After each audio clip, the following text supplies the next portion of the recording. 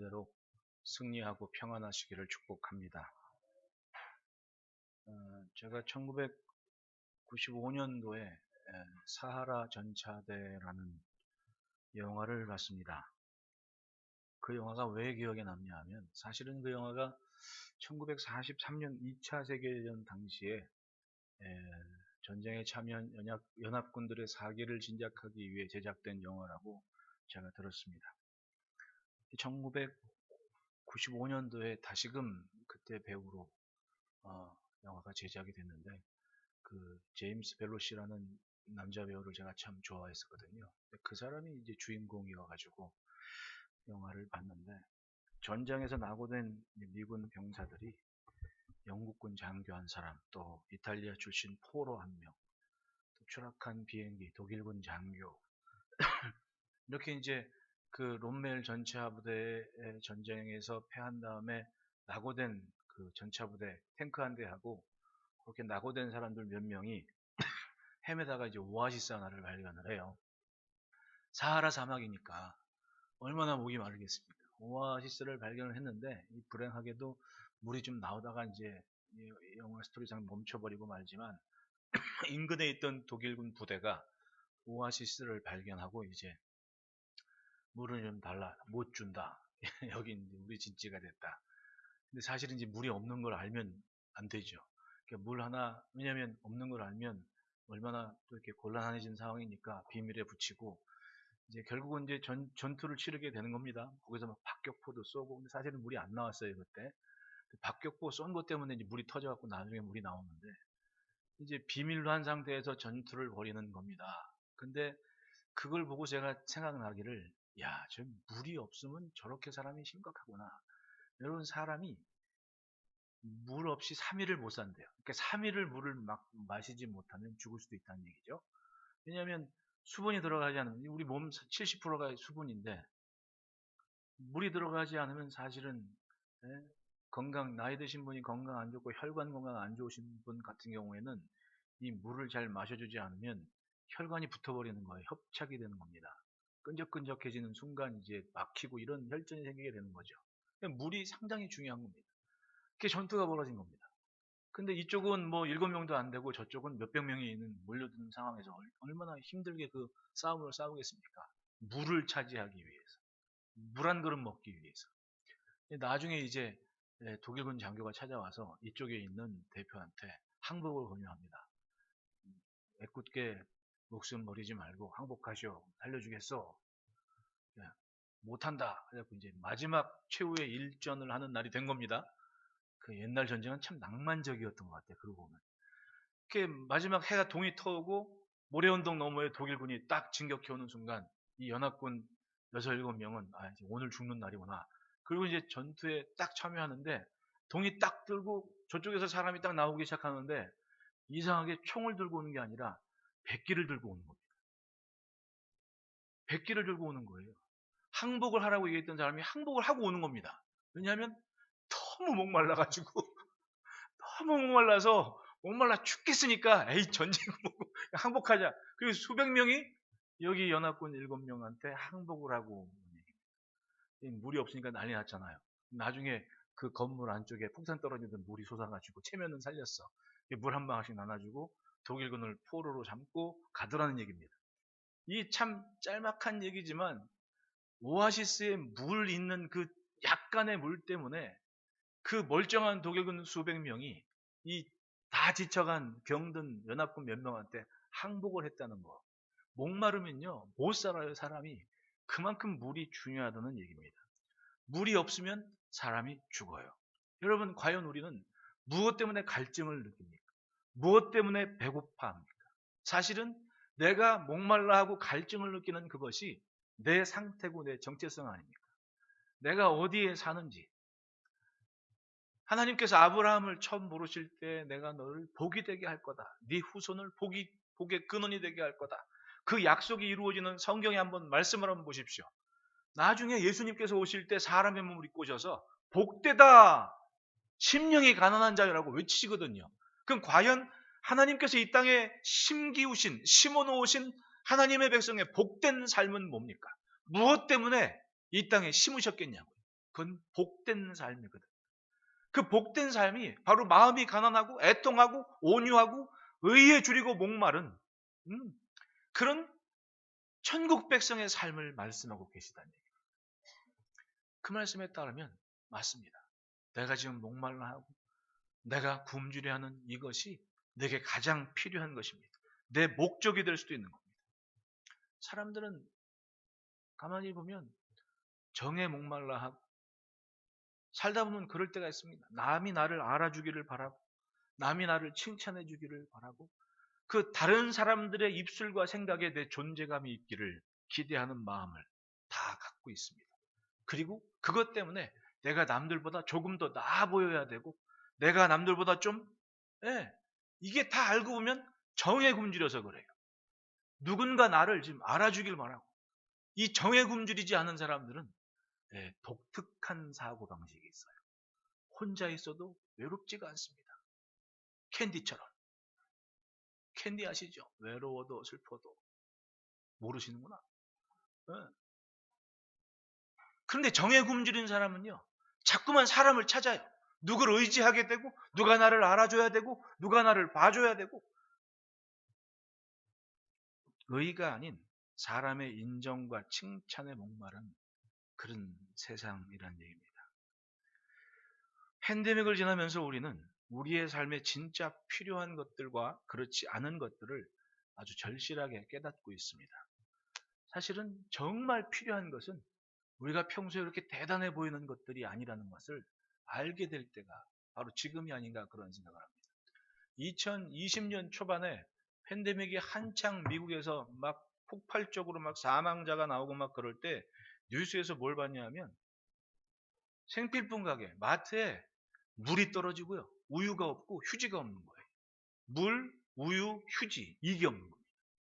그때 막 한 여름쯤에 외국에 살던 엄마가 여기 한국에 와서 생활하는 딸을 찾아서 방문한 방송이 있었는데 엄마가 놀래요. 여긴 도대체 천국이냐?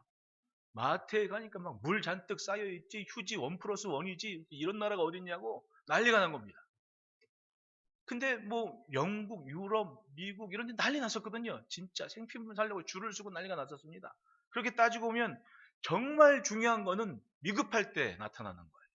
내가 평소에 살면서 정말 일상에 필요한 것들은 급할 때 드러나는 거예요. 나머지는 평소에는 그걸 몰라요. 별로 중요하지 않은데 굉장히 중요한 것처럼 착각하고 살았습니다. 의미를 두고. 여러분 에르메스라고 들어봤습니까? 모른 척하고 앉아있지 말고 좀 안다고 좀 얘기 한번 해보세요. 에르메스 백이 하나가 1,500만 원이 아니에요. 1,500만 원. 들어는 봤습니까? 1,500만 원짜리 백을? 근데 내가 그 백 봤습니다. 방송에서. 이게 딱 보니까 뭐 색이 막 주황색도 아니고 뭐 하늘색도 아닌 것이 저걸 평소에 들까? 엄마들이 평소에 그거 들 일이 없는 거야. 왜 엄마들은 평소에 다닐 때 검정색 여기 딱 앉아보니까 딱 티가 나요. 여기서 지금 빨간색 옷 입고 온 사람이 하나도 없어요. 흰색 옷은 가운 말고는 찾지도 못해. 네? 그러면 백이 만약에 그런 거다. 평소에 들겠습니까? 안 들어요. 근데 1,500만 원 사. 일단 딱 자랑을 하는 거야. 나는 이 정도 백을 들고 있단 말이지. 근데 여러분 정말 위급한 상황에 그 백이 과연 무슨 쓸모가 있겠냐. 가만히 보면 우리는 쓸데없는 걸 너무 자랑하는 문화가 되어버렸습니다. 제가 2014년에 우리 아이들하고 우리 엄마들하고 여행 성지답사 가는 중에 파리를 들을 때가 있었습니다. 저는 그 2014년 5월 달에 제 일생 일대의 명작을 찍었어요. 제 휴대폰 배경화면은 그때 찍은 사진이 여태까지 제 배경화면 하고 있거든요. 내가 봐도 잘 찍었어 이 사진은. 진짜 이건 명작이야. 이거 이니셜을 새겨놓을 걸 그랬습니다. 어디서 돌아다니면 이건 분명히 내가 찍은 건데 아마 남이 자기가 찍었다고 우길 것 같은 사진입니다. 갖고 있습니다. 여러분 파리하면 뭐가 생각나요? 다 에펠탑을 생각하거든요. 네? 근데 거기서 소영이가 그랬나? 현재 더러워요 막 그랬거든요. 너무 더럽다고 파리가. 근데 파리 가면 에펠탑을 생각을 해요. 근데 여러분 에펠탑이 쓸모 있는 거예요? 쓸모 없는 거예요? 쓸모 없는 거예요 그거. 그때 에펠탑 만든 다음에 프랑스의 문학과 모파상이 꼴보기 싫어가지고 저게 안 보이는 데가 있나 찾다 결국은 매일매일 에펠탑으로 출근해서 거기서 차 마시고 밥 먹고 글을 썼대요. 왜 안 보이고 안 보고 싶어가지고. 사실은 그게 쓸모없는 거거든요. 근데 팔 익으면 에펠탑 이렇게 생각을 해요. 여러분 이집트 그럼 뭐가 생각이 나요? 그게 쓸모 있는 거예요, 쓸모 없는 거예요? 쓰임새가 뭔지도 몰라. 근데 그게 대단하게 의미를 두고 관광객들을 막 몰라. 아 피라미드 봤다고. 따지고 보면 아무런 쓸모없는 거에 열광을 하고 있거든요. 그렇게 보면 우리나라 사람은 정말 대단한 사람. 누구 말대로 잘 될 수밖에 없는 민족이에요. 왜냐하면 돈 되는 거 아니면 만들지도 않아. 애당초. 그러니까 뭐 건물이고 뭐 막 다 쓸모 있는 것만 만들어 놨어. 그렇게 멋지게. 근데 따지고 보면 이게 세상의 가치가 아니겠냐고. 뭔가 쓸모없는 거지만 대단하게 관심을 갖는 때가 있었습니다. 근데 따지고 보면 우리들도 정말 위급할 때는 물 찾고 우유 찾고 휴지 찾는 사람들이 평상시에는 그 쓸모없는 것 때문에 그렇게 자랑을 하고 인정을 받고 싶어 하고 그것을 굶주려 하고 배고파 하더라는 얘기입니다. 아, 이게 있었으면, 이걸 가졌으면. 지난주인가 신세계 계열 거기서 조던 농구한지 무슨 신발인지 뭐 그거를 한정 컬렉션 해가지고 100개인가 100쪽인가 뭐 팔았대요. 문 열자마자 애들이 막, 이야, 난 중국인 줄 알았어요, 여기가. 아주 그렇게 막 난장을 치고 덤벼드는데, 그게 그렇게 중요한가? 그 평상시에 몇 번이나 싫겠어요, 그거. 따지고 보면 별 쓸모없는 것 가지고 그렇게 애착을 하고 막, 그건 뭐예요? 딱 하나 찍고 사진 찍는 거야. 딱 찍고, 나 이거 있다고 친구들한테 자랑 좀 하고. 저 대단한데? 끝! 따지고 보면 아무런 쓸모없는 거 가지고 그렇게 의미를 두고 좋아하고 그걸 그렇게 목말라 하고 갈증을 느끼는 겁니다. 이게 있으면 좋겠다. 사람들의 인정과 칭찬에 목마른 세상이 됐습니다. 목표를 이루기까지 항상 조바심이 나고 만족함이 없고 내일 행복해지고 싶어서 오늘 불행하게, 오늘 만족함 없이 그렇게 살아가요. 그게 삶이라고 이야기합니다. 염려와 걱정이 생각에서 떠나지를 않는, 마음이 지배를 받는 그런 상태가 되어버려요. 여러분, 내일 행복하면 뭐 하겠습니까? 오늘 행복을 모르는데. 내일이 되면 행복할까요? 내일도 똑같은 생각을 해요. 나는 불행하다, 나는 불행하다. 자기의 존재감을 남과 비교하고 잃어버리는 겁니다. 항상 감사하지 못하고 항상 불안합니다. 참 안 된 얘기지만 제 주변에 다단계에 빠진 분이 계셨어요. 처음부터 그렇겠습니까? 처음부터. 얘기를 들어보고 설득이 나온 겁니다. 남들보다 좀 더 벌고 싶고 남들보다 더 갖고 싶고 뭐 형편이 이렇게 안 좋은 분도 아니에요. 존중도 받고 위신도 있고 근데 쉽게 벌 수 있고 더 가질 수 있다는 그 마음이 가지니까 혹해가지고 거기에 들어가. 결국은 부인 장례식장에서까지 장례식 치르고 있는데 자식들이 와가지고는 그 아버지가 버려놓은 그 빚더미 때문에 와가지고는 고민을 하는 겁니다. 이것 가리고 저것 가리고 은퇴하다가 집 한 채 가지고 있는데 그것마저 다 저당 잡혀가지고 대책이 안 서는 겁니다. 빠져나오지를 못하는 거예요. 수십 년을 거기서 빠져나오지를 못하고 자식들 근심거리가 돼가지고 부탁을 하던 우리 아버지 스마트폰 바꿔주고 투지폰으로 좀 바꿔주고 그런데 그 장례식장 구석에서 또 송금을 하고 있는 거예요. 그게 다단계. 얼마나 무서워요.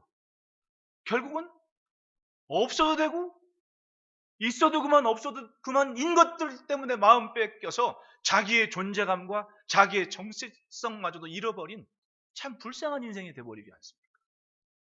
내가 목말라 하고 내가 굶주려는 것이 내 정체성이고 내 신분이에요. 따지고 보면 내가 지금 무엇 때문에 갈증을 느끼는가? 그게 내 진짜 본연의 모습이라는 얘기입니다. 복의 근원이라는 하나님의 말씀과 뜻과 축복이 있는데 우리는 지금 무엇 때문에 목말라 하며 살고 있습니까? 의에 줄이고 목마른 모습은 분명히 아니었습니다. 그런 사람들은 돈에 줄이고 목마른 그런 삶 돼버리고 말합니다. 이사야서 55장 2절에 이런 구절이 있습니다. 너희가 어찌하여 양식 아닌 것들을 위하여 은을 달아주며 배부르게 하지 못할 것을 위하여 수고하느냐. 내게 듣고 들을지어다. 그러면 너희가 좋은 것을 먹을 것이며 너희 자신들이 기름진 것으로 즐거움을 얻으리라. 이사야 선지자가 예언한 당시에 유다 백성들은 예루살렘 성전이 자신들의 생명을 지킨다고 하나님의 집이라고 자부하며 살고 있었습니다. 그런데 하나님의 집에 사는 사람들이 뭐에 빠져요? 우상숭배에 빠지고 몸이 성전 안에 있다고 자기들이 하나님이 굉장히 잘 믿는 것처럼 하나님하고 굉장히 친한 것처럼 그렇게 살고 있었거든요. 그런데 하나님이 보실 때는 너희가 어찌하여 양식 아닌 것을 위하여 은을 달아주느냐, 살지 못할 것을 위해 돈을 갖다 다 지불하고 사는 겁니다. 그리고 잘 사는 것처럼 사는 겁니다. 그리고 하나님을 향하여는 전혀 부유함도 없고 살아 움직이지 없는 삶을 누리지 못하는, 여러분, 종교인의 삶이 생명의 삶이라고 착각하지 마십시오. 종교인의 삶은 절에 가도 살 수 있고 성당 가도 살 수 있는 거예요. 하나님의 자녀의 삶, 이 생명의 삶, 복에 근원된 삶은 오직 예수 그리스도의 이름으로 모인 성전 안에서 자기의 삶을 가꿀 때 지킬 수 있는 삶이라는 얘기예요. 그것을 위해는 아픔도 있고 견딜 게 많아요. 제가 새벽에 잠깐 일어나서 말씀을 딱 갑자기 퍼뜩 스쳐지당하는 말씀이 있고 성경을 딱 봤는데 바로 그 얘기가 있더라고요. 시편 147편 마지막 부분에 어떤 말씀이냐면 그 말을 보내심에, 말씀을 보내심에 서리가 그리고 눈이 내리고 우박이 쏟아지더래. 그 다음 구절이 뭐가 있냐면 그 추위를 누가 감당하겠느냐. 하나님께서 말씀으로 세상에 딱 던지신 겁니다. 그러니까 사람들이 견딜 수 없는 추위가 와버린 겁니다. 근데 그게 끝이었냐? 아니었습니다. 하나님께서 말씀하심에, 그 말씀을 보내심에 얼음이 녹고 물이 되어 땅을 적시더라.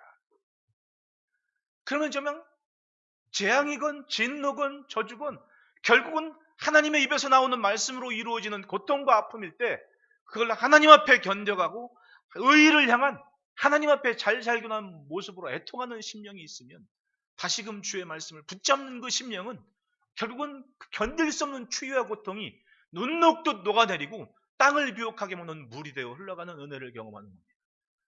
그 처음과 끝은 결국은 하나님의 말씀에 있다는 얘기입니다. 주의 뜻에 귀 기울이고 주의 뜻에 목말라 하는 그런 갈증과 굶주림이 있는 인생은 어찌하든 재앙과 진노의 때에도 살아남아서 하나님의 복된 열매를 누릴 수가 있는 거예요. 살다 보면 중요하지, 있어도 그만 없어도 그만인 것 때문에 마음 빼앗겼을 때 성경은 그것을 어찌하여 너희가 양식 아닌 것을 위해 은을 달아주느냐. 여러분, 사람을 찾기보다 허튼 자랑하기보다 하나님께서 찾으시고 인정하시는 그 자리에 서시기를 축원합니다. 때문에 의는 바로 하나님과의 바른 관계예요. 하나님과 나 사이가 정말 바로 설 때 그걸 의인의 삶이라고 할 수가 있는 겁니다. 여러분, 분명히 사람들이 갈증을 느끼고 목마름을 느끼는 것은 자신의 영적인 존재의 가치에 따라 달라요. 창세기 4장, 여러분, 셋의 후손이 셋이 에노스를 낳고 사람들이 비로소 여호와 이름을 불렀다고 얘기를 해요. 그 다음 제가 이 부흥의 상격의 첫 시간에 얘기한 얘기입니다. 그 다음 인류의 족보가 나뉘는데 가인의 후손과 셋의 후손으로 나뉘는 겁니다. 가인의 후손들은 가는 곳마다 뭘 만들었습니까? 인간이 잘 사는 거, 그거를 그렇게 연구하고 목말라고 갈증을 느끼면서 목축자라는 양 잘 기르는 거, 그 다음 도시 잘 산 건축자라는 거, 그 다음에 음악, 사람들이 즐거워야 되고 내가 연주하는 거 사람들이 좀 기가 막히게 들어줘야 되고 연주자라는 거, 이런 기가 막힌 장인들이 막 나오기 시작합니다. 왜? 그만큼 그것에 대한 갈증과 목말이 있었다는 얘기입니다. 그런데 셋의 후손 에노스의 족보를 보십시오. 여호와 이름을 부른 이들은 아무런 미사유가 없이 여호와께 단을 쌓으면서 산 삶뿐이었습니다. 그러면 따지고 보면 있어도 그만 없어도 그만인 것 때문에 고민하고 갈증을 느끼는 인생보다 하나님을 향해 목말라 하는 그런 인생이 있을 때 그 인생이 꼭 세상에 남겨두고 싶은 인생이 된다는 겁니다. 그 후손이 누구였습니까? 노아였습니다. 창세기 6장이 딱 됐을 때 이 노아는 당대의 의인이라고 얘기했습니다. 하나님께서 모든 세상을 심판하고 쓸어버릴 때 딱 한 사람, 하나님과의 바른 관계를 가진 사람은 한 사람밖에 없었다는 얘기입니다. 그것은 세상을 향해 갈증을 느끼고 목마르게 하고 그렇게 좋은 세상 만들어가는 사람들이 아니라 하나님을 목말라 하고 그 앞에 살아가는 삶, 그 음성에 귀를 기울이는 한 사람 노아였다는 얘기죠. 의에 줄이고 목마른, 즉 하나님과의 바른 관계를 가진 사람, 그 한 사람이면 다시금 언제든 하나님은 생육하고 번성하고 땅에 충만하라는 그 약속을 이루어 가시는 거예요. 그것이 하나님께서 하시는 일입니다.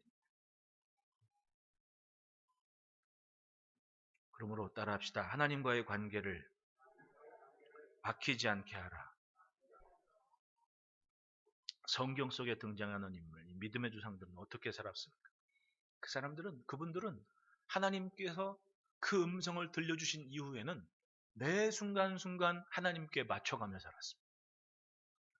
창세기 5장 21절로 23절에 에녹이 등장하는데 65세에 무두셀라를 낳았다고 얘기를 해요.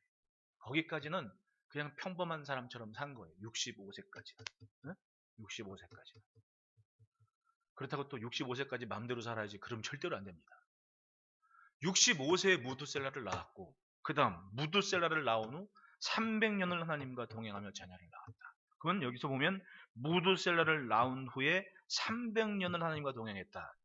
무두셀라를 낳은 후에 어떤 계기가 돼서 하나님을 만났고 주의 음성을 들었을 때 이 에녹은 그 뜻, 그 말씀을 놓치지 않고 거기에 늘 맞춰갔다는 얘기 아닙니까? 24절에 보면 에녹이 하나님과 동행하더니라는 얘기. 에녹이 누구와? 하나님과 동행했다는 얘기는 하나님이 에녹에게 맞췄다는 얘기예요? 에녹이 하나님께 맞췄다는 얘기예요? 에녹이 하나님께 맞췄다는 얘기죠.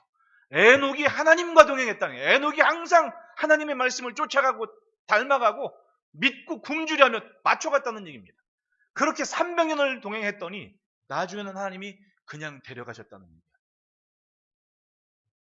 얼마나 천국에서의 삶하고 똑같았으면, 얼마나 닮았으면 그냥 데려가시겠냐. 죽음이라는 과정을 거쳐야 되잖아요. 근데 거길 그냥 데려가시는 거예요. 300년을 맞춰갔으니 2, 30년만 맞춰가도 그냥 똑같이 닮았다고 얘기하는데 저랑 제 집사님이랑 닮았대요. 아닌 것 같죠? 근데 어떤 어른은 집사람하고 저랑 앉아있으면 닮았네 그러더라고. 집사람이 기분 나쁠 것 같아요. 닮는데 근데 말씀을 쫓아 300년을 그렇게 하나님께 맞춰갔으니 이건 뭐 변화될 건덕지도 없다. 그냥 가자. 그리고 데려가셨다는 거 아니에요. 그게 하나님께 맞춰가는 하나님과의 관계에서의 정말 중요한 모습 아닙니까? 우리는 항상 하나님을 이용하려고만 해왔습니다. 가만히 기도도 하나님을 이용하려고. 내게 정말 이거 갈증과 목마름이 있는데 하나님 이걸 해주셔야 될 거 아닙니까? 라고 기도를 하더라는 거예요. 무슨 뜻이 어디에 있는지 묻기보다 일단 내 목마름과 갈증을 해결하기 위해서 하나님을 불렀다는 얘기입니다. 가만히 보니 이게 어딘가 잘못된 거예요. 평상시에 어떻게 하나님께 맞춰가는지 자기의 뜻을 찾고 묻는 것보다는 내 아쉬움에 하나님을 이용하는 그 기도를 하고 있다니까요. 어떤 작가가 그리스에서 한 30년 산 아주머니하고 대화를 하는 글을 썼어요. 근데 그분이 여기 있는 사람의 그 신앙과 또 우리들의 신앙이 어떤 차이가 있습니까? 라고 물었더니 그분이 얘기를 하는 게 뭐 그런 얘기는 정확히는 모르겠는데 이런 분위기 아닐까요? 하면서 얘기해 주는 게 바로 전주에 자기가 장례식장을 갔대요. 그 동네에 같이 사는 어떤 집의 아들이 교통사고로 그만 사망을 해버린 거예요. 우리 같으면 뭐 의사 나와 뭐 하나님 어디 계시는 거야 뭐 막 이렇게 막 난리가 났을 텐데 이 사람들은 정말 차분하더란 거예요. 그리고 거기서 하나님의 뜻을 묻는 겁니다. 내가 모르는 뭔가의 뜻이 하나님께 있지 않겠냐고 그걸 찾자고 그렇게 눈물을 흘리더라는 거예요.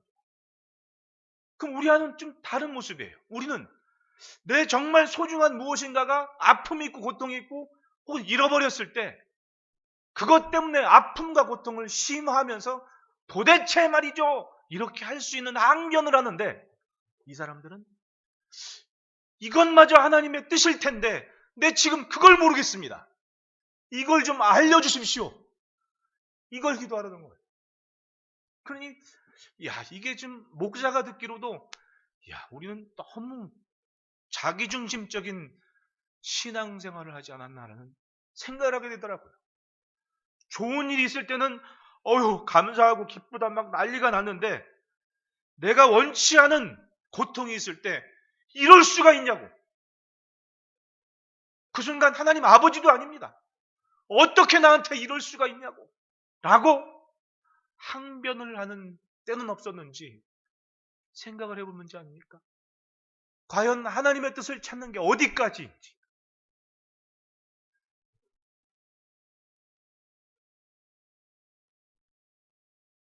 우리는 항상 하나님의 뜻을 갈망해야 돼요.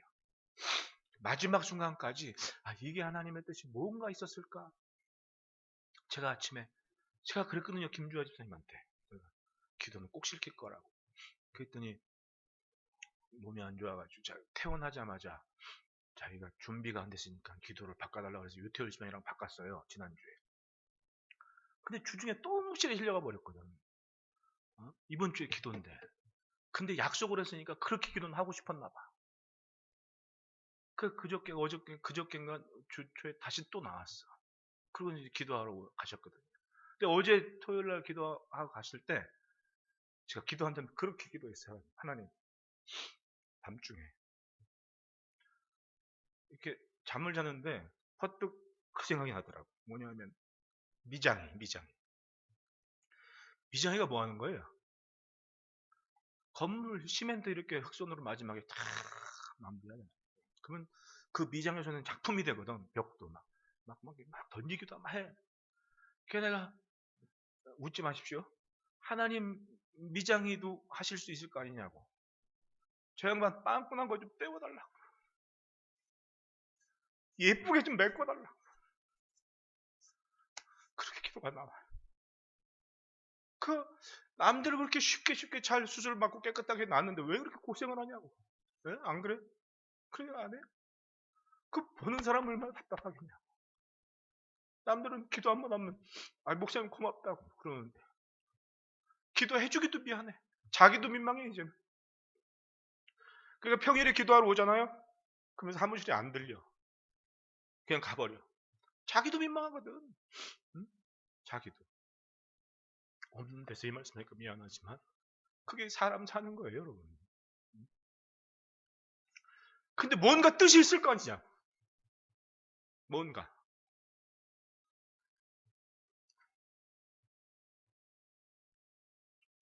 따라합시다. 사모함은 목마름이다.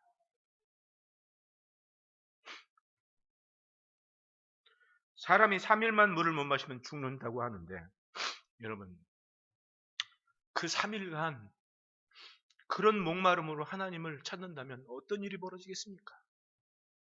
나는 과연 그렇게 죽을 것 같은 고통과 목마름으로 하나님의 뜻을 찾아본 적이 있습니까? 주님은 지금 그 얘기를 비교하시는 거 아니에요.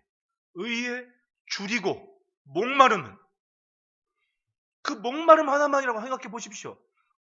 3일이 지난 다음에 죽을 것 같아서 하나님을 지금 찾고 있는 겁니다. 오죽했으면 군인이 총 버리고 항복하겠냐고요. 그게 목마름이라는 얘기입니다. 그런 갈증으로 하나님의 뜻을 물어보셨습니까? 찾아보셨습니까? 지금 그 얘기를 하고 있는 거예요. 우리는 하나님과 관계된 것들을 그렇게 존중하며 채워버려는 갈증을 가지고 굶주림을 가져야 된다는 거예요. 제가 고등학교 3학년 때 저는 참 좋은 분들이 주변에 많아가지고 지금도 여러분들도 참 여러분들처럼 그렇게 전화도 안 해도 카톡을 안 해도 그냥 일주일에 한 번 봐도 그냥 끄떡마이신 그냥 자리 지키시는 이런 복된 성도들하고 21세기를 목회한다는 게 나한테 큰 복이라고 생각을 해요. 여러분들은 그렇게 생각 안 하십니까? 그러니까 내가 바구 이수한테 전화 한 통도 안 하는 거야. 아멘 하셨으니까. 네. 주변에 그런 좋은 분들이 어릴 적부터 참 많았습니다. 어떻게 교회를 사랑하고 어떻게 주회를 하는. 그 중에 잊혀지지 않는 분이 고등학교 때 학생회 부장 집사님이었는데 그때 당시는 몰랐어요. 나중에 내가 목사님한테 들은 얘기하는데. 근데 이제 처음 교회를 개척하셨을 때 그 회사에서 분양을 했어요, 상가를. 그때 길동 진흥아파트 그 상가였었는데, 그때 당시에 뭐 지금은 국정원이라고 했는데 그때 당시에 국가안전기획부에서 직원들한테 특별 분양한 게 많았거든요. 그 거기에 있어가지고 그 안기부 버스 세대가 출퇴근 버스로 맨날 와요. 그 중에 그 버스 타고 다녔던 교인들이 몇 명 돼요. 그 중에 하나가 우리 박정교사 아버님도 그 버스 타고 출퇴근을 했거든요. 근데 이제 학생회 부장집사님도 이제 그 버스를 타고 출퇴근하는데, 그분은 학생회 부장집사님은 현장직이 많아가지고, 우리 옛날에 왜 홍수 나가지고 북한에서 쌀 준 적 있었잖아요. 그 쌀 준 그 배에 간첩 타고 있을까봐 거기 가서 막 팀원들 데리고 막, 그 막 안경 쓰고 검은 양복 입고, 왜 첩보원들은 그렇게 티를 나게 옷을 입는지 모르겠어요. 남들이 봐도 다 알게. 그 막 그걸 한다고 막 기도하고 막 그랬었거든요, 그때 당시에. 근데 이제 회사에서 임대를 해서 한 개척을 해가지고 한 2년 3년 지나다가 이거를 개인 분양을 해버린다고 하니까, 기존에 임대 받은 사람한테 먼저 분양을 받게 되면 받는 거고, 아니면 개인이 분양받아서 이제 나가야 되는 아주 긴박한 상황이 돼버렸어요. 자세히는 하여튼 그런 상황이었어요. 근데 아마도 작자가 있는 것 같아요. 언제 며칠까지 답을 주지 않으면 이 교회를 비워줘야 되는 상태가 돼요. 그러니까 어른들이 막 난리가 난 거예요. 거기 막 기도하고 매일 기도하면서, 왜 아무것도 없으니까. 그렇게 기도하고 일주일인가 기도하고 다음 수요일 날 목사님 얼굴이 밝아진 겁니다. 그때 막 다 막 기도 시간, 그때 뭐 기도회 한다 그러면 뭐 학교 끝나고 막 어떻게든 갔다가 집에 가고 막 그랬었거든요. 근데 수요 예배 드렸는데 목사 얼굴이 밝아진 거예요. 봤더니, 이유를 봤더니 그 학생의 부장집사님이 안동 양반댁 자제분인데, 뭐였거든, 무슨 철 집사님인데, 그때 마침 그 집안 당신 아버님이 그 아들한테 과수원이니 밭이니 문중 뭐 이런 걸 얘기를 다 그 이제 아들한테 줘버린 일이 이제 일어난 거예요. 그 일이 막 그런 위급한 일 벌어지기 직전에 일어나고 막 그랬었나 봐. 근데 그 부인 집사님이 매일 그렇게 막 교인들이 와서 막 기도하고 막 울고불고 난리가 아주 깜깜하고 맨날 우는 소리 그냥 안 들렸습니다. 그랬더니 어느 날 그 자기 남편이 그걸 알고는 자기 몫으로 준 아버지 과수원을 그걸 팔아가지고 그때 당시에 분양받을 수 있는 돈을 헌금을 해가지고 교회가 딱 세워지게 됐던 거죠. 그 사실을 나중에나 알았죠. 어떻게 이 일이 끝난지는 몰랐는데, 그런 분들이 교회 안에 그냥 결국은 아까 그 처음에서 말씀한 수백 명 앞에 깔려 있어도 정말 절실한 목적을 가진 몇 명을 못 이기는 거예요. 그게 결국은 제가 어릴 때 본 재직들의 모습이었던, 이렇게 교회를 사랑했구나, 갈증과 굶주림이 이거였구나라는 생각을 하게 된 때가 있었습니다. 여러분, 막 간절히 하나님만, 그리고 하나님께서 원하시는 것 앞에서는 그것을 붙잡기 위해 정말 갈증과 목마름을 느끼고 씨름하는 선택을 하는 시간인 거예요. 선택을 하는 시간. 내가 이것만큼은 놓치지 않겠다는 절반, 이거 없으면 죽겠다는 그 목마른 줄인 그 마음 심령이 곧 의를 찾아가는 인생의 모습이었답니다. 하나님을 목말라 하는 것. 인생이 그렇습니다. 앞에 가는 사람 있고 뒤에 가는 사람 있고 묻어가는 사람 있고 그 중에는 손님들도 있고. 근데 정말 중요한 삶이 바뀌어지는 것은 결국은 목적의식을 갖고 살아낸 사람 때문에 세상이 바뀌는 거예요. 어영부영 따라가는 사람 때문에 뭔가 바뀌는 게 아니라 진짜 그렇게 줄이고 목마른 마음을 가지고 목적을 향해 달려가는 그 한 사람 때문에 세상이 살기 좋아지는 거라니까요. 보십시오. 의인 10명이 없기 때문에 망한 소돔과 고모라를 보십시오. 반대로 의인 10명이 있으면 안 망하게 하신다고.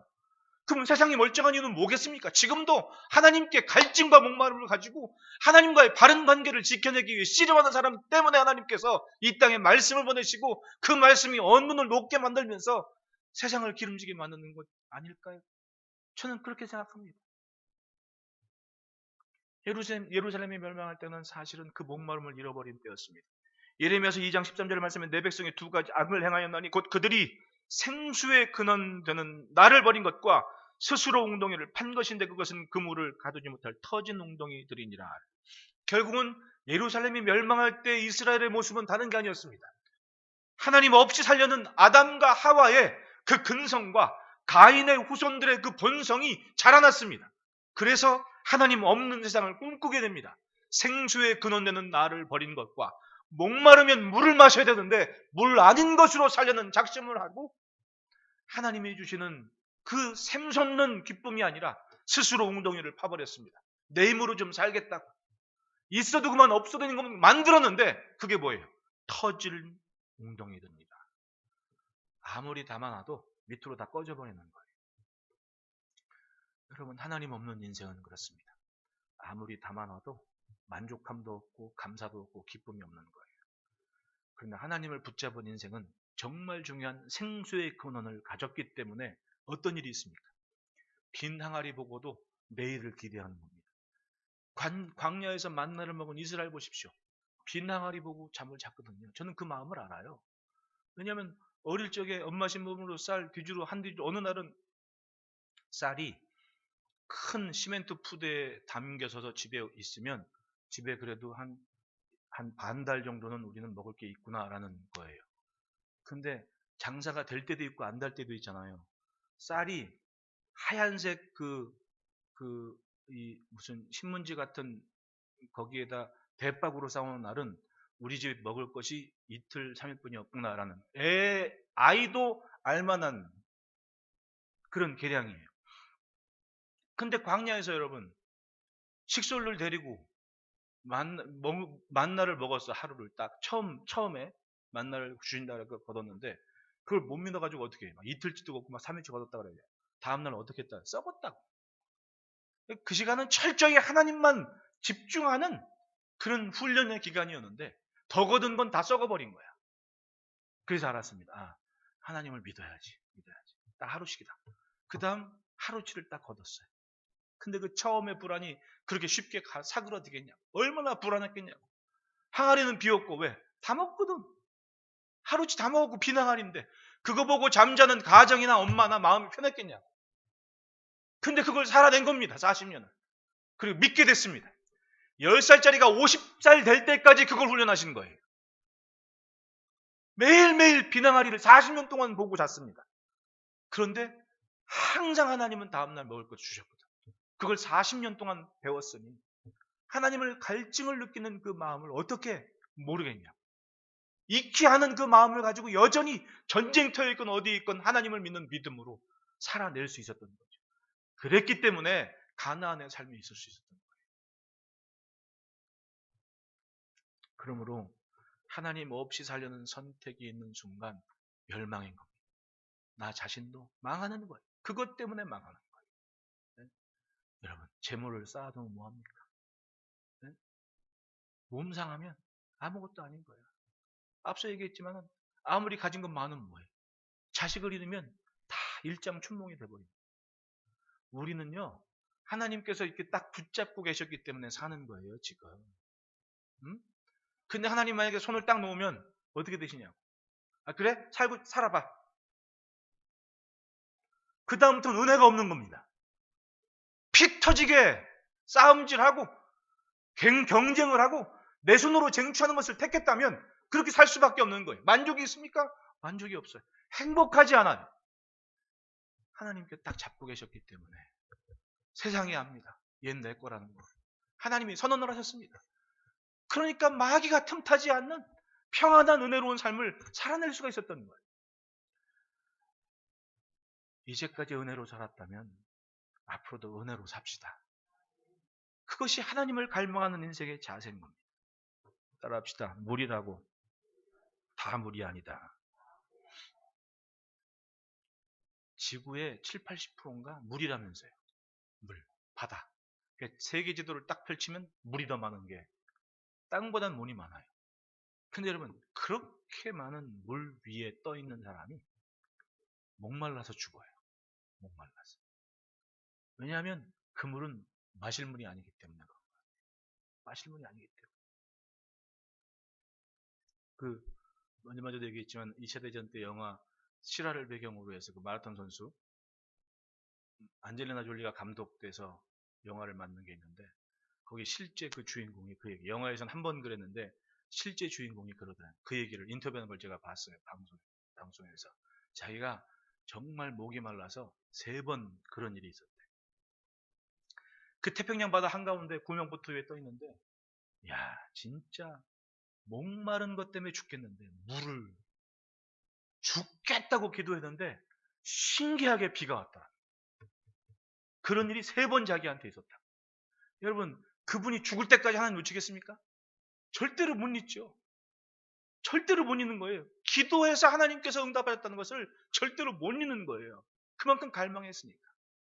그렇습니다. 물이라고 다 같은 물이 아닌 거예요. 나를 살게 할 물은 따로 있거든요. 이 존재감과 정체성이 분명한 인생에게는 바로 그 하나님과의 관계가 나를 살게 하는 거예요. 시편 42편 1절에 얘기합니다. 하나님이여 사슴이 시냇물을 찾기에 갈급하지 내 영혼이 주를 찾기에 갈급하니. 갈증이 있다는 겁니다. 지금 하나님이 잠시라도 보이지 않으면, 아니 홀로 떨어진 내 삶이 아파서 갈급한다고 기도를 하는 거예요. 한 가지만 생각합니다. 이 갈증 하나. 거기에 뭐가 중요하겠습니까?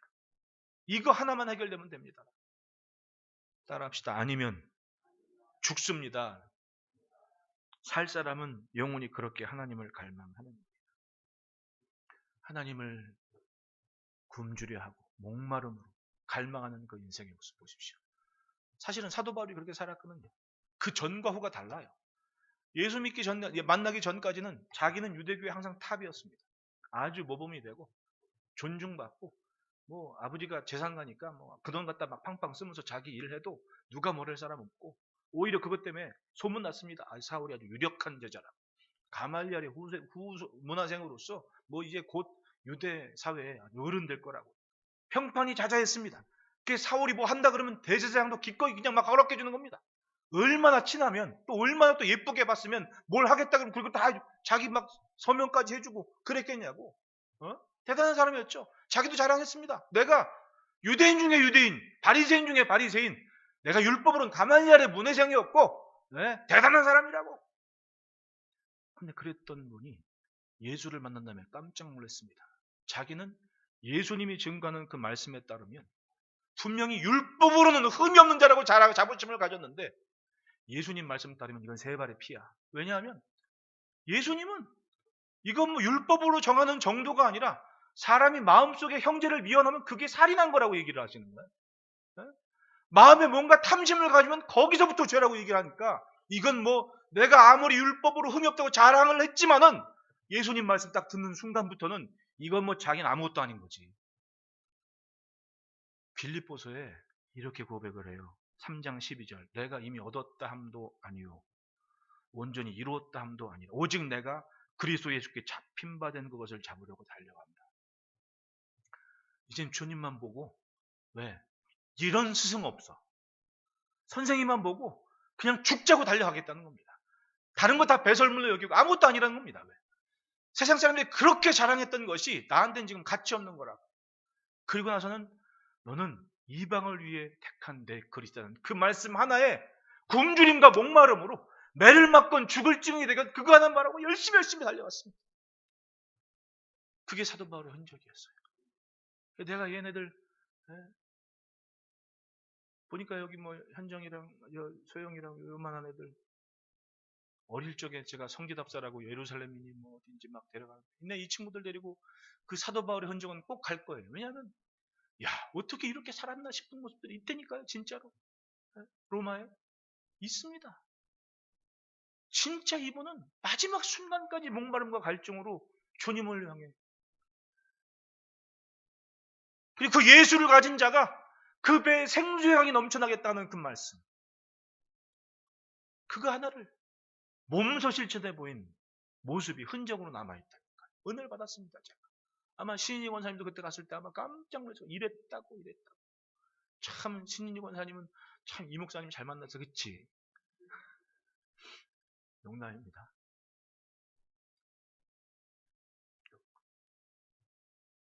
이미 인생 세간에 찌든 내 생각과 마음은 죄악의 구렁텅이였다는 걸 인정해요. 그리고 다 배설물로 여기고 예수를 잡으려고 쫓아가겠나 달려가나.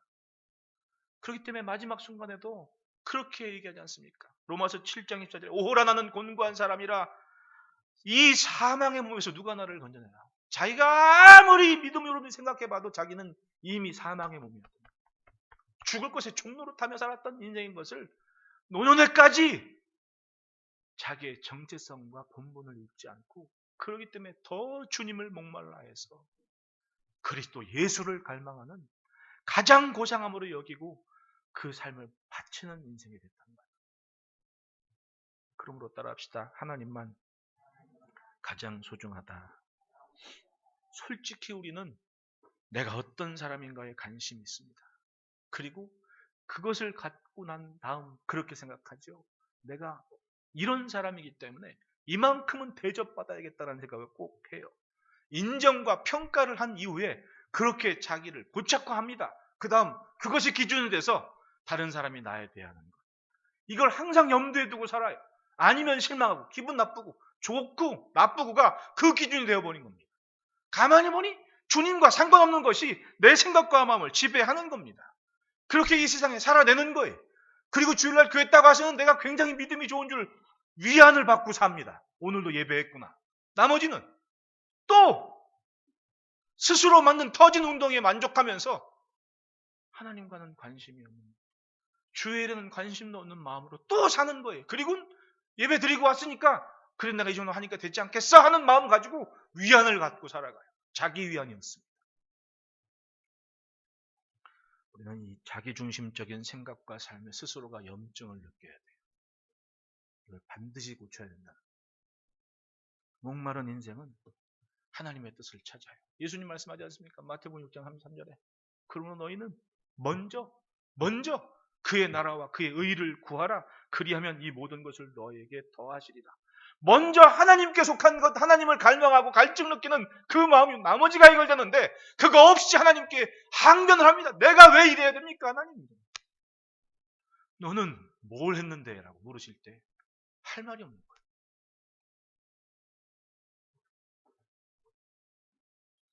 마실 것, 먹을 것, 입을 것을 염려하기 전에 하나님의 뜻을 품고 맞춰가는 삶을 지켜야 됩니다. 그러면 따라합시다. 줄이고 목마른 인생을 배부르게 하신다. 예. 항상 하나님을 목말라하고 주려하는 인생은 하나님이 책임지시고 그거에 대한 만족감을 주시는 거예요. 제가 아침에 그런 얘기를 했습니다. 뭐냐면 여러분 수백 명 왔다 가도 결국은 오늘 이 시간에 하나님의 성전을 섬기는 사람 이외에는 있어도 그만 없어도 그만인 사람들이었어요. 제 말이 틀려요, 맞아요? 무섭죠? 아, 저 양반이 저렇게 생각하고 있었어? 또 그러지 말고 한번 두고 보시라고. 2022년 1월 23일인가 오늘이? 오늘 예배하면서 이 시간까지 교회 안에서의 아름다운 얘기, 슬픈 얘기, 고통스러운 얘기, 기도하는 얘기 다 듣고 함께 살아가는 이 무리까지 있기까지 날짜로는 엄청 많은 사람들이 오가면서 왔다 갔다 했단 말이야. 근데 그 사람들이 있건 없건 지금 교회는 항상 또 여전히 주일에 힘쓰고 좋은 얘기를 만나고 흥하며 여전히 이 자리에 있습니다. 그러면 그동안 왔다 간 사람은 있어도 그만 없어도 그만이었잖아요. 아닌가? 솔직하게 그거 아니냐고. 그럼 뭐 때문에 살아왔는지가 바로 오늘 이 모습 때문에 결정되는 거 아니겠냐.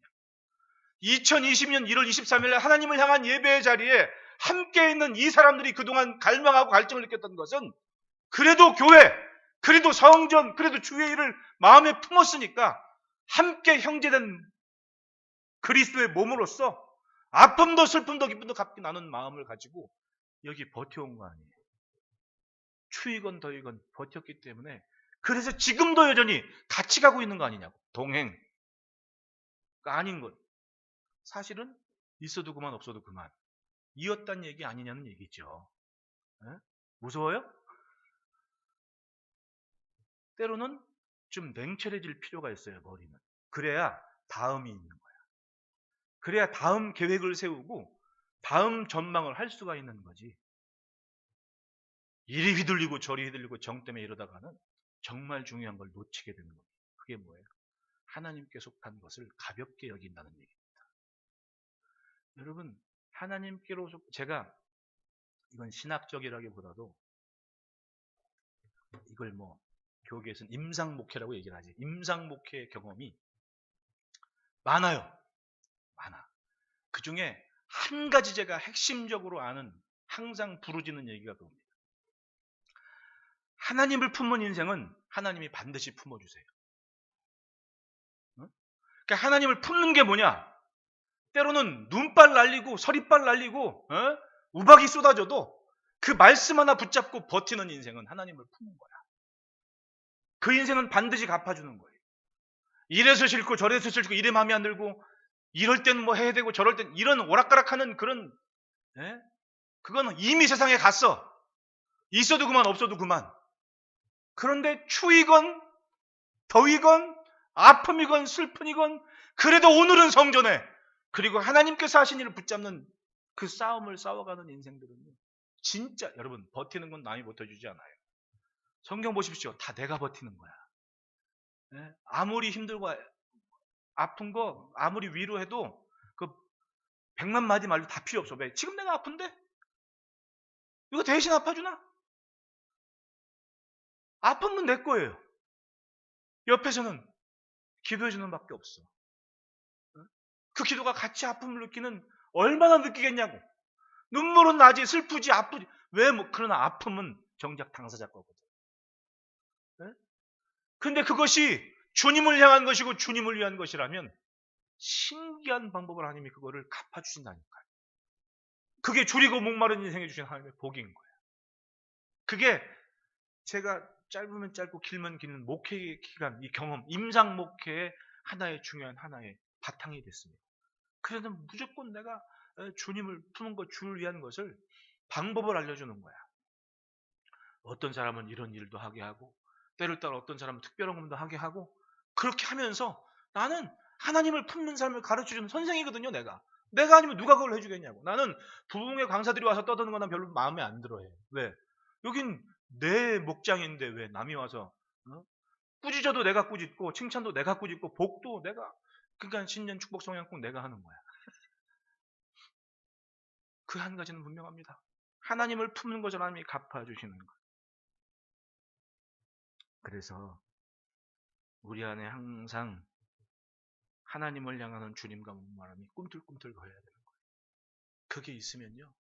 하나님이 하나님의 것을 지키시는 은혜를 부어주신다는 거예요. 그래서 배부를 것이다. 예수님 앞에 모인 사람들 보십시오. 누구에게도 위로받지 못했고 진짜 끈떨어진 연처럼 그렇게 유랑타다가 갈릴리에 선지에 있다가는 그것 때문에 와가지고는 예수님 말씀 듣는데 지금 그 말씀을 하고 있는 거예요. 의에 줄이고 목마른 즉 하나님과의 관계에 깨어있고 목말라 하는 너희들에게는 배부른 날이 있을 거라. 그리고 예수님이 어떤 일 하십니까? 그 의를 위해서 그냥 바로 십자가를 향해 가셨습니다. 여러분 오신 순간부터 작심하고 오신 거 아니에요? 하나님이 사람의 몸을 입고 이 땅에 오셨습니다. 사람의 몸을 입었다는 순간부터 이미 제물이 되기로 작심하고 오신 거예요. 그렇게 33년 동안 오직 한 가지 제물이 되기로 작심하고 살아낸 거 아닙니까? 뭐가 두려웠겠어요? 목적과 목표가 분명하니까 그리고는 사람들에게 보여주는 거예요. 하나님을 향하는 삶은 이래야 돼. 여러분 예수님의 말씀 한마디면 돌이 변해서 떡이 되게 할 수 있습니다. 했어요 안 했어요? 안 했거든요. 사탄이 말하는 것처럼 성벽에서 뛰어내리라고 천사가 더 받을 거라고 했어요 안 했어요? 아니 바다 위를 걸으시는 분이 그걸 왜 안 해? 안 하셨어요. 그리고 제자들에게 말씀해요. 야 고기를 한번 배 그물을 우편에 한번 던져봐라. 밤 맞도록 수고해도 안 잡혔거든요. 없는 시간입니다. 근데 예수님이 할 거니 물론 말씀 한마디로 고기야 다 튀어올라서 배 위로 올라가라 하면 밖에서 안 잡혔어. 아니 태풍이 불어도 허리케인인지 뭐 불어도 막 하늘에서 막 멀쩡한 사막에 물고기가 떨어지는 마당에 그걸 못 하시겠냐고. 그런데 그렇게 안 하셨거든요. 단 어디 물고기를 배 밑으로 그것도 우측으로 정확하게 모아는 두셨어. 그리고 수골에서 걷어내게 하셨거든요. 그 예수님은 행하시는 모든 것이 결국은 이래야 돼라는 것을 보여주는 거예요. 그렇게 십자가까지 가신 겁니다. 내려올 수 있었어요 없었어요? 있었는데 안 내려왔지. 그리고 타는 갈증으로 하나님을 목말라 했습니다. 마지막 순간까지. 이게 하나님 할 수 있거든 내 잔을 지나가게 하십시오. 즉 마시고 싶지 않습니다.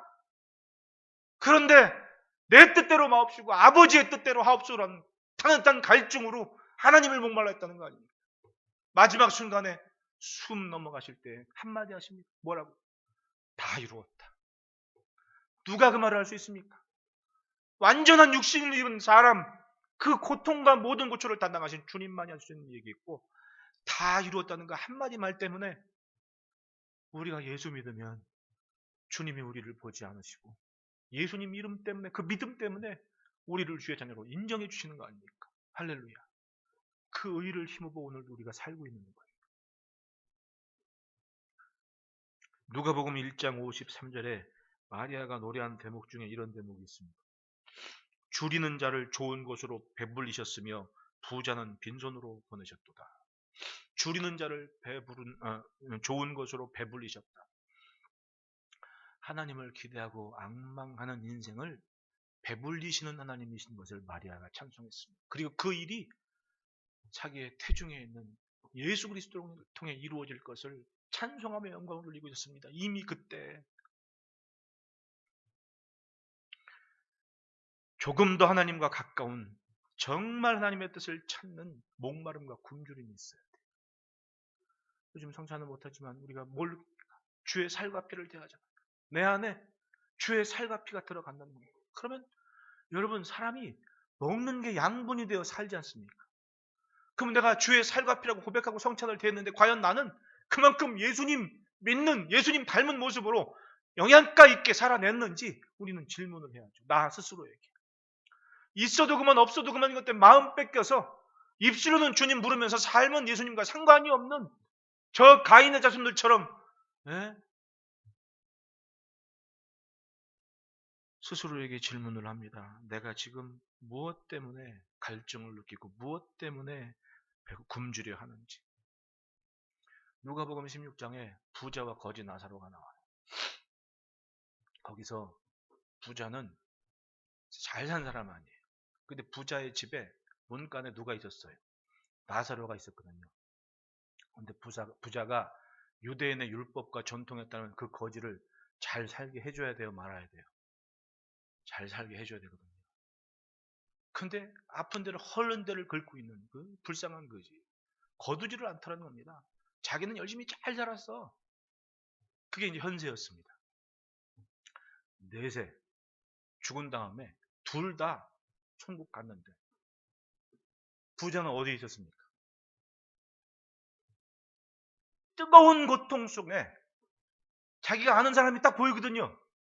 나사로. 누구 품에 안겨있다 그래요? 아브라함의 품에 안겨있다. 아브라함은 누굽니까? 유대인의 믿음의 조상. 넘버원 아닙니까? 근데 그 품에 자기가 아니라 나사로가 앉아있는 겁니다. 그리고 얘기해요. 나사로한테 물 한 방울만 손에 찍어서 내 혀에 좀 닿게 해달라고. 그 말은 뭐예요? 물 한 방울이 없는 고통 속에 매일매일 영혼의 시간을 살고 있다는 겁니다. 오늘 멀쩡해 보인다고 멀쩡한 게 아니었다는 거예요. 영혼의 상태를 얘기합니다. 나사로는 아브라함의 품에 안길 만한 목마른 갈증이 있었기 때문에 아브라함의 품에 안겨서 영원한 시간을 그렇게 사는 겁니다. 비록 난 그지인데 하나님만은 놓치지 않겠다는 절박한 모습으로 살아낸 겁니다. 근데 그런 나사로를 같은 동포인 유대인, 모세의 율법과 전통과 규례를 아는 유대인이 한 번도 거들떠보질 않더라는 거예요. 즉 이름은 이스라엘인데 이스라엘이 아닌 모습으로 산 거지. 교회는 간다고 얘기하는데 전혀 예수 닮은 모습이 없는 모습을 살아낸 거지. 그리고 천국 딱 간 거예요. 가서 알았습니다. 여러분, 우리의 생각으로는 천국은 저 하늘 꼭대기고 지옥은 저 구석이라고 배웠잖아요. 그렇게 안 배웠어요? 그런데 성경을 보니까 꼭 그런 게 아니야. 여기서 저기가 보인다니까요. 여기서 저기가 보이는 거리였다니까요. 그러니 그걸 보는 고통이 얼마나 심하겠냐. 내가 주변이 다 그러면 살만해. 왜? 다 똑같거든. 근데 눈만 들어보면 저기서 그게 얼마나 상대적으로 큰 고통이 되겠냐. 그게 영혼의 시간이라니까. 부자는 현세에서는 부자였는데 뭐라 그래야 할까? 마리아가 빈손으로 보내셨다. 아무것도 아닌 인생이 돼버렸습니다. 그런데 비록 거지였지만 하나님을 갈망하는 나사로는 진짜 그 영혼의 시간에 자기의 목마름과 갈증에 따라 아브라함의 품 안에 가장 좋은 자리에서 그 은혜를 입고 사는 삶을 살게 된다. 무엇을 사모하는가? 그것이 내 영혼의 상태예요. 시편 107편 9절에 그가 사모하는 영혼에게 뭘 주시며 만족을 주시며 줄인 영혼에게 좋은 것으로 채워주시미로다. 하나님을 갈망하는 인생에게 주시는 복입니다. 만족과 좋은 것을. 마가복음 3장에 예수님께서 가버나움에서 가르치실 때 소문이 났습니다. 저 바알세볼 집혔다고, 미쳤다고. 그러니까 집안에서 마리아하고 형제들이 예수님 찾아왔습니다. 그 문 밖에서 사람들이 많으니까 못 들어오고 예수 좀 불러달라고. 그러니까 아마 제자들이 예수님한테, 예수님, 당신 어머니하고 형제들이 동생들이 와가지고 찾는데요. 그때 예수님 뭐라 그래? 누가 내 형제요 자매요 모친이야. 그리고 지금 주님 발 앞에서 그 말씀을 듣는 이들에게 말씀을 하시는 거예요. 누구든지 하나님의 뜻대로 행하는 자가 내 형제요 자매요 어머니다라고 얘기해요. 내 형제요 자매요 어머니다라고. 누가? 하나님의 뜻대로 행하는 자. 그러니까 여러분, 예수 믿는 것, 신앙은 내 뜻을 세워가고 내 뜻을 채워가는 게 아닙니다. 내 것을 고집하는 게 아니라 하나님의 뜻에 맞추고 하나님을 찾는 마지막 순간까지 그것에 목말라 하는 삶이 하나님께 갈증을 느끼며 사는 인생이라는 거예요. 그게 내 형제요 자매요 어머니다라는 예수님의 말씀이었던 겁니다. 주인이 되려는 사람은 항상 자기중심적입니다. 자꾸 주인을 이용하려고만 해요. 이래요. 이거 아닙니까? 라고 주인을 이용하려 합니다. 분명히 하나님의 자녀로 살지만 하나님을 이용해서 자기 뜻을 관철시키고 싶고 자기가 좀 편하고 싶은 거예요. 그랬다면 욥이 있었겠습니까? 욥을 보십시오. 다 받아들이잖아요. 온유함이 뭐라고요? 앞에 있는 걸 그냥 받아들이는 거예요. 받아들였지 않습니까? 그리고 그 뜻을 묻잖아요. 막연히 기대합니다. 내가 지금 견딜 수 없는 고통 속에 있지만은 요 지나면 순금이 되어 나올 거다. 그 결과는 뭡니까? 전에는 귀로만 듣던 것이 내 눈으로 보입니다라는. 사람이 아는 걸 착각하면 안 돼요. 여기 물이 있습니다. 여기 물 있는 거 여러분 다 알아요. 물이 있어요. 물입니다. 물 몰라요? 다 알죠. 근데 진짜 이 물을 아는 사람은 누가 알아요? 먹어본 내가 말하는 게 진짜지. 이 물이 달까요? 쓸까요? 여러분들 생각에는 그냥 닝닝할 거라고 얘기지만 마시는 나는 엄청 달거든요. 그럼 누가 아는 거예요? 누구 말이 맞아요? 내 말이 맞지. 왜? 내가 먹어봤으니까. 알미라는 게 이런 거예요. 아무리 많이 안다고 얘기하지만 따지고 보면 전부 추상적인 것, 그냥 들은 얘기가 전부인데 신앙생활도 그렇게 하는 사람들이 있다니까요. 들은 풍월로 이러지 않냐고. 진짜는 이걸 직접 내가 경험한 사람. 똑같아요. 시오나 10만 원이 얼마인지 알아 몰라. 10만 원이 얼마인지 알아 몰라. 고민하자. 얘 설교를 잘 들었기 때문에 여기서 어떤 말을 할지 고민을 하는 거야. 10만 원을 만 원짜리 10개면 10만 원이야. 그치? 그 10만 원을 뭘 살 수 있어? 뭘 사봤어? 안 사봤지? 그러면 10만 원에 대해서 네가 알고 있는 거야? 모르고 있는 거야? 알고는 있었는데 그 아는 게 한번 써보질 않았으니까 그 10만 원에 대해서 내가 정확히는 모르고 있는 거지. 이게 신앙생활도 이렇게 하는 사람이 있다니까요. 해보지도 않고 아는 것처럼 착각하고 살아요. 대단한 줄 알고 삽니다. 진짜는 해본 사람만 아는 거거든요. 우리도 마찬가지 아닙니까? 써본 사람만 아는 거예요. 써본 사람만. 그 가치는. 가난한 마음으로 애통하며 하나님의 손길을 기대하는 이 상처받은 영혼들이 주님 앞에서 귀한 음성을 들었습니다. 의에 줄이고 목마른 자는 복이 있나니 그것이 그들이 배부를 것이며 하나님의 의를 갈망하는 이들은 반드시 하나님께서 배부르게 할 거라. 만족시켜 주실 거라. 예수를 믿은 인생들에게 약속하신 것이 있습니다. 그 배에 생수의 강이 넘쳐날 것이다. 여러분, 매일 주로 인한 생명과 기쁨이 충만하게 넘쳐나는 복된 삶이 되시기를 축복합니다. 기도하겠습니다.